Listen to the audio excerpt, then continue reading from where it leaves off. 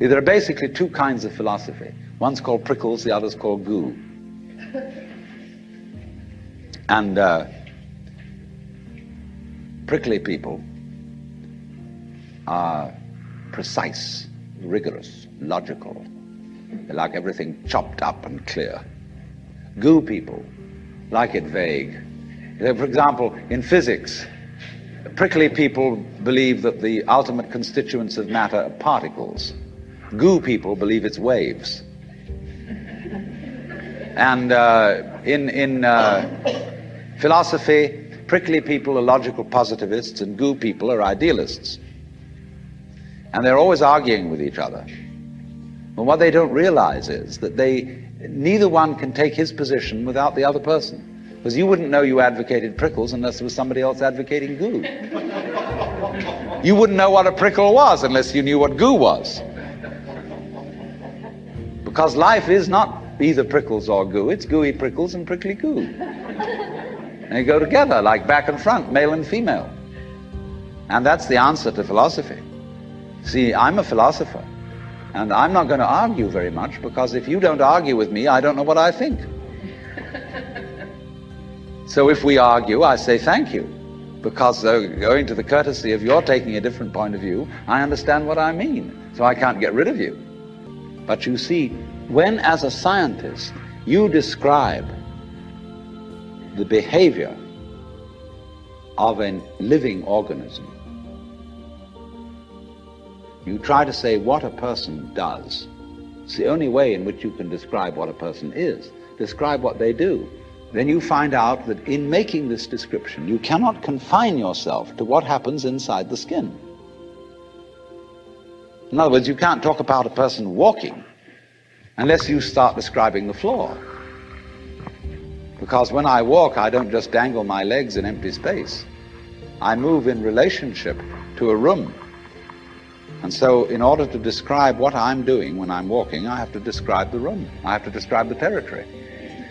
So in describing my talking at the moment, I can't describe this just as a thing in itself, because I'm talking to you. And so what I'm doing at the moment is not completely described unless your being here is described also. So if that is necessary, if in other words, in order to describe my behavior, I have to describe your behavior and the behavior of the environment, it means that we've really got one system of behavior. That what I am involves what you are. I don't know who I am unless I know who you are. And you don't know who you are unless you know who I am. There was a wise rabbi once said, if I am I because you are you, and you are you because I am I, then I am not I and you are not you. In other words, we are not separate. We define each other. We're all backs and fronts to each other. You know, you can't, for example, have two sticks.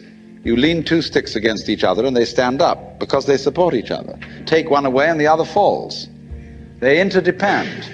And so in exactly that way, we and our environment and all of us and each other are interdependent systems. We know who we are in terms of other people. We all lock together. And this is, again and again, the serious scientific description of how things happen. And any good scientist knows, therefore, that what you call the external world is as much you as your own body. Your skin doesn't separate you from the world. It's a bridge through which the external world flows into you, and you flow into it. Just, for example, as a whirlpool in water, you could say, because you have a skin, you have a definite shape, you have a definite form. All right? Here is a flow of water, and it suddenly does a whirlpool. And then it goes on. The whirlpool is a definite form, but no water stays put in it. The whirlpool is something the stream is doing. And exactly the same way, the whole universe is doing each one of us. And I see you today, and I recognize you tomorrow, just as I would recognize a whirlpool in a stream. I'd say, oh yes, I've seen that whirlpool before. It's just near so-and-so's house on the edge of the river, and it's always there. So in the same way, when I meet you tomorrow, I recognize you. You're the same whirlpool you were yesterday. But you're moving. The whole world is moving through you. All the cosmic rays, all the food you're eating, the stream of steaks and milk and eggs and everything is just flowing right through you. When you're wiggling the same way, the world is wiggling, the stream is wiggling you. But the problem is, you see, we haven't been taught to feel that way. The myths underlying our culture and underlying our common sense have not taught us to feel identical with the universe, but only parts of it, only in it, only confronting it, aliens. And we are, I think, quite urgently in need of coming to feel that we are the eternal universe.